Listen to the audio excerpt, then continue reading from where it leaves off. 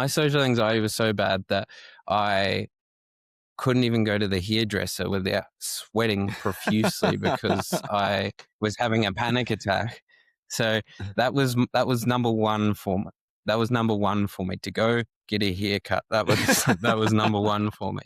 And and it probably took me 6 haircuts to get through it, but then I guess I moved to number 2, and maybe number 2 was um, talking at length with, someone in public or something like that. Didn't you almost drop out of uni because of your social anxiety?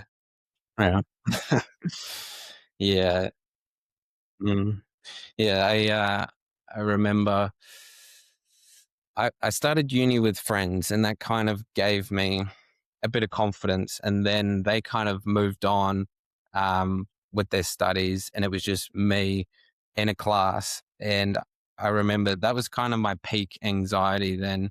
I remember driving to uni and just stressing so much. Just all I was doing was going and sitting in a class with other students. And I remember we were waiting at the front, and I was having almost a panic attack.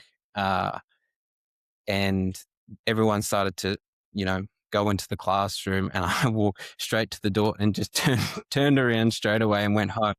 And yeah, it was not my proudest day. It was definitely a long car ride home. For years, because of social anxiety and everything like that, I've just avoided situations. So the way I guess I'm working to overcome that is to just throw myself into any situation that would generally make me feel uncomfortable. The two of my main fears are swimming and public speaking. And so so my brain naturally goes, okay, so what's the extent of this? Oh, let's do an Ironman. Let's swim for an hour and a half in the ocean. It's a good theory. It's good. There's a name for it. What's it called? Is it exposure therapy or something? I don't know all these terms, but is that the kind of thing you mean, that No, the best way to attack it is to kind of just open up to it? Yeah. Growing up, when I had social anxiety, I went to, the therapist and everything like that. And the one thing he told me was that, picture yourself in a room and then there's a snake on the ground. Straight away, you're going to be scared. You're going to try to react. You're going to hide in the corner. Eventually, hours go by, the snake's still there. It hasn't moved. And you start to relax, and then you sit into the chair, and then you're just waiting. So he told me that, and that basically is what anxiety is. And so exposing yourself to certain things kind of, it kind of just overrides the brain's natural ability to have the fight or flight response. And a lot of things that the brain runs through is incorrect. It's just the brain trying to keep you comfortable, keep you content, and not exposing you to anything extreme. But that's where growth happens. I mean, those kind of exercises it's always hard to think, because I grew up with social anxiety bad too, and I remember in school taking a public speaking for socially anxious people or something, and the guy kept telling me to look at the back wall, pick a spot in the back wall and just look there, don't look at anyone else. And I remember doing it, and I was like, all right, that's okay. And then I tried to do it then in conversation with people, and I would just look off into the distance, and someone just turned to me and goes, I am not listening to anything you said. And I was like, why? And like, you're not looking anywhere near me. You're not having a conversation with me. You're having a conversation with something over there.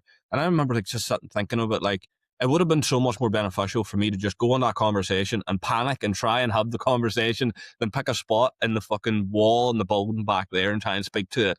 Like, a lot of it is just so bullshit. I think what you said is perfect. Like, the best way to get over it is run at it and see where you land anyway. Mm-hmm. Exactly. But it's kind of something that like I've been learning a little bit about now at the minute, which is like pain of effort versus pain of avoidance. So there's this idea that obviously the longer you delay something, the harder it's going to be to do it. It's kind of like you said, like with swimming, like the longer you stand on the side and wait to get in, the colder you're going to get, the colder the water is going to get, the less time you have to do it. And, but the pain of effort would be jumping in now, panicking, settling down and handling it. And I think that's something that people probably, something it's hard to tell people to do, but I think that exposure therapy has taken up a big turn now on social media. I've seen it a lot, and it's probably one of the things I'm glad people do it. But say, like, for example, somebody listening is going to try this exposure therapy thing that me and you speak about. What should they be aware of? What should they, like, maybe think about beforehand? Mhm.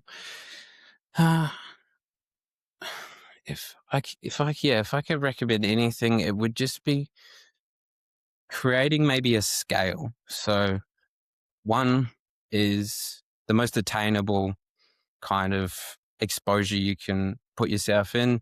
10 is, "Oh my god, I would never do that in 1,000 years." L and then jot, situations in between.